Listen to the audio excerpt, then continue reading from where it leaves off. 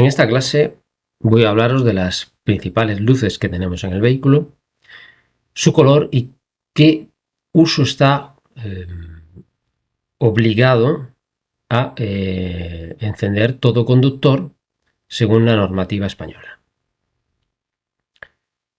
Una de las últimas luces en incorporarse en los vehículos es la luz día. Esto es reciente, desde el 2013, y se aplica por lo menos a todos los vehículos que se mueven dentro de la Unión Europea. Son dos luces blancas en la parte delantera del coche que tienen un encendido automático. Tú no puedes manejar. Es decir, en cuanto tú enciendes el vehículo, las luces se encienden con él. Y algo importante. Esta luz día nunca la puedes utilizar como sustituta de la luz de cruce. En ningún caso se permite que esta luz día sea la que utilices entre la puesta y la salida del sol o en otras circunstancias donde es obligatorio el alumbrado de corto alcance o cruce. Dicho esto, vamos a la luz más pequeñita que tenemos en el vehículo aparte de la luz día, que se denomina luz de posición o población. Y atentos porque la forma de llamarla está muy relacionada con su uso. En el tablero de mandos de nuestro vehículo veremos esa lucecita de color verde con ese símbolo que tenemos en pantalla que nos identifica la luz de posición encendida. ¿Qué color tiene la luz de posición? Blanca por la parte delantera y roja por la parte posterior.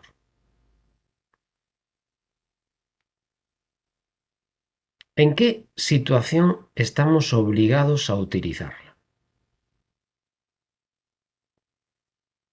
Y aquí os presento tres opciones. Elegir una de ellas. Bien, de estas tres respuestas tendríamos que eliminar la primera porque nos dice que estamos fuera de la parte transitable del arcén. Bien, se entiende que estamos en el campo, en el monte. Entonces, al estar fuera de lo que es la vía, nunca tenemos obligación de encender ningún tipo de alumbrado. La siguiente opción, si estamos estacionados en una travesía insuficientemente iluminada, es una opción muy curiosa porque ciertamente esta sería la respuesta correcta y tenéis que situaros primero en qué es una travesía. Es ese tramo de vía que atraviesa una población. Entonces, en ese tramo de vía que atraviesa una población, damos por hecho de que hay un tráfico que es el que soporta la carretera que está atravesando ese pueblo. Entonces, es importante que si el alumbrado es tan sumamente carente que se considera que la vía está insuficientemente iluminada, estamos obligados a dejar la luz de posición entre la puesta y la salida del sol. O, como alternativa, podríamos sustituirla por la luz de estacionamiento. Aparte de ese uso, aquí tenemos otros usos obligatorios. Si estamos detenidos entre la puesta y la salida del sol dentro de la vía pública, también tenemos la obligación de utilizar la luz de posición junto con la de emergencia cuando sea una situación de avería o emergencia de otro tipo. Por supuesto, también ocurre lo mismo si estuviéramos dentro de un túnel. Y si estuviéramos dentro de un túnel, simplemente por estar detenidos por las condiciones de saturación de tráfico por un tiempo superior a 2 minutos. Apagamos el motor, pero dejamos la luz de posición encendida. ¿Alguien sabría decirme qué otra luz se enciende en el vehículo cuando encendemos la luz de posición? Es una luz muy importante porque identifica al vehículo. Se enciende en la parte posterior la luz de la placa de matrícula. Y digo, es una luz muy importante porque precisamente la placa de matrícula es la forma que tiene cualquier autoridad para identificar nuestro vehículo. Recordar también que es, junto con la luz de marcha atrás, la otra luz de color blanco que tenemos en la parte posterior del vehículo. Además, en los vehículos que tienen una anchura superior a 2,10 metros de ancho, cuando se enciende la luz de posición también se enciende obligatoriamente el otro tipo de alumbrado. ¿Cuál?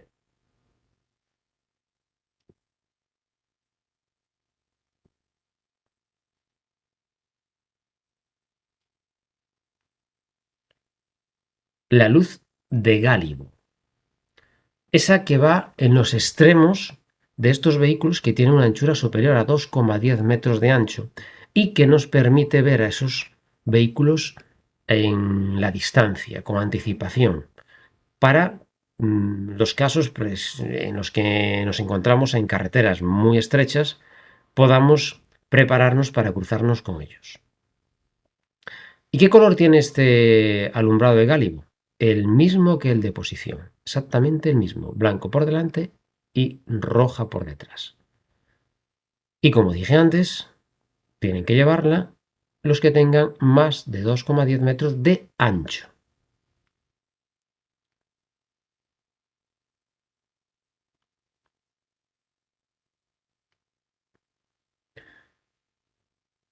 A través de la luz de posición y de la luz de gálibo, identificamos la presencia y la anchura de los vehículos que en ese momento la llevan encendida. Y eso es importante porque está relacionado con el nombre. Como bien os dije al principio, el nombre se llama precisamente luz de posición porque identifica la posición de los vehículos, bien en circulación o bien detenidos.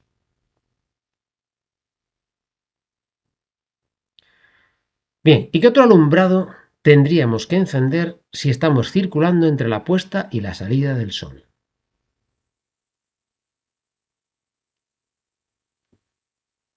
Sería la luz de cruce, que también se denomina corto alcance o, más abreviadamente, cortas. Y el símbolo que suelen llevar casi todos los vehículos en el cuadro de mandos es ese que veis ahí en color verde.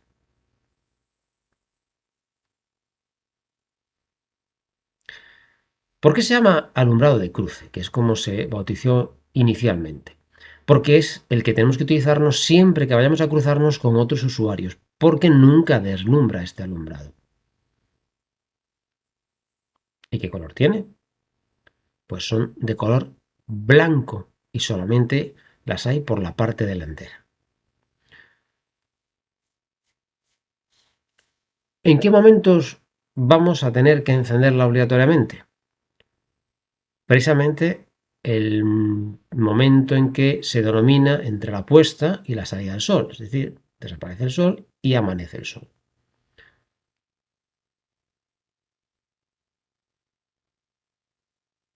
Asimismo, tendremos que utilizarlo cuando en carreteras, en vías interurbanas, que estén insuficientemente iluminadas y que cumplamos con las siguientes características. Una, no tengamos alumbrado de largo alcance. O dos, debido a la velocidad que sea inferior a 40 km por hora, sea imposible utilizar alumbrado de largo alcance. Por supuesto, ya dije antes, cuando deslumbremos a cualquier usuario tenemos que utilizar corto alcance. Y da igual que el usuario esté por delante nuestra, que sea un vehículo circulando delante, que lo estemos deslumbrando a través de la proyección de nuestras luces en su espejo retrovisor.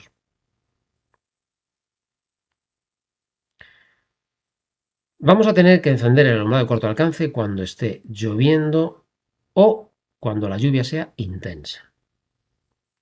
Cuando veamos la señal de obligación de encender el alumbrado, cuando entremos en túneles o pasos inferiores y cuando veamos esta señal decidiremos si es conveniente apagarlo o mantenerlo encendido, puesto que va a depender de las condiciones de iluminación de ese momento.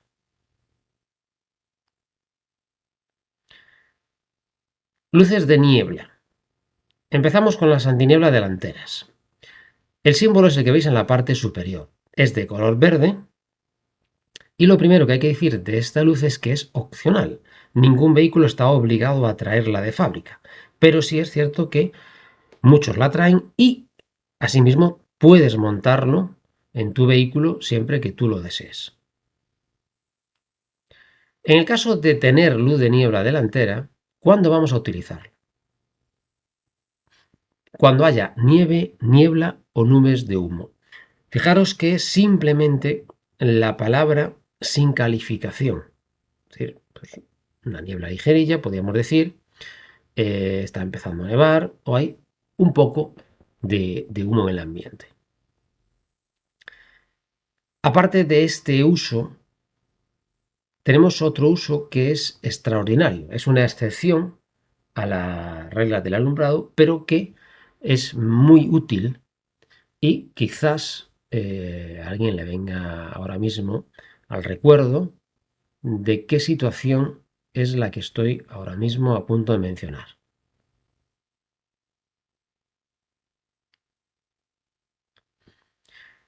Pues es cuando estemos circulando por carreteras estrechas, recordar que tenga un ancho inferior de calzada de 6,5 metros, que ese tramo de vía esté señalizado con la señal de peligro de curvas sucesivas y solamente durante el tramo de curvas se nos permite utilizar el alumbrado de niebla junto con el de corto alcance para facilitarnos la visibilidad del borde de la calzada.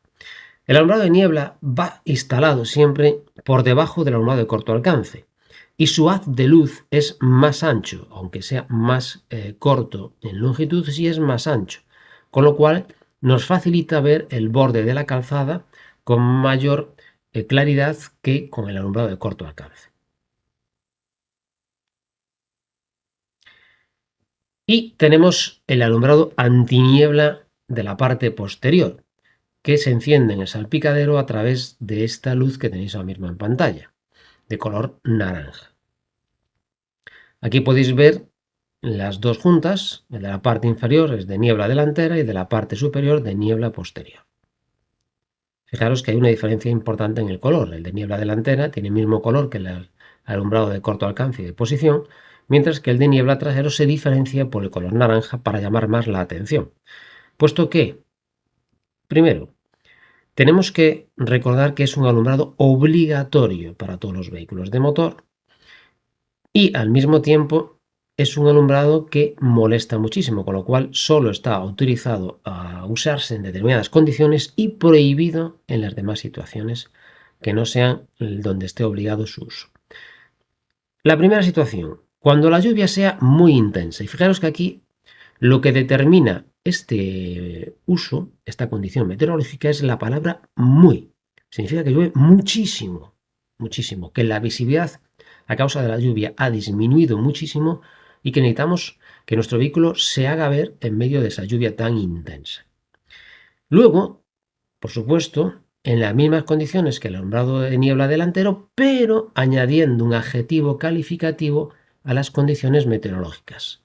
Nieve copiosa, niebla espesa o nubes de humo densas o espesas. Y llegamos al alumbrado de carretera o largo alcance, que también se conoce como largas de la forma más abreviada. ¿Por qué se llama alumbrado de carretera? Porque solo se puede utilizar en carreteras, nunca en poblados o en calles de las poblaciones. Su uso solo se autoriza cuando estás en vías interurbanas, es decir, cualquier tipo de carretera, prohibido en vías urbanas. Y recordar que dentro de vías urbanas también incluimos a las travesías, ahí también estaría prohibido, son vías urbanas. Y la segunda condición, aparte de que estemos en una carretera, tiene que estar insuficientemente iluminada. Pero además de eso, pues tenemos que estar circulando a más de 40 km por hora. Muy importante. Por debajo de esa velocidad, aunque la vía esté insuficientemente iluminada, ya nombré antes que el alumbrado obligatorio en ese caso sería el de corto alcance. ¿En qué otras situaciones utilizaremos alumbrado de carretera? Cuando estemos por túneles o pasos inferiores que asimismo estén insuficientemente iluminados. Si estuvieran suficientemente iluminados, utilizaremos cruce. Bien, Vuelvo a insistir. Por último, para terminar, que el alumbrado de carretera está prohibido en todas zonas urbanas, incluido las travesías.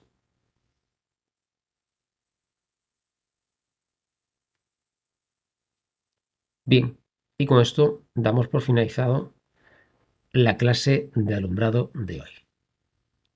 Gracias.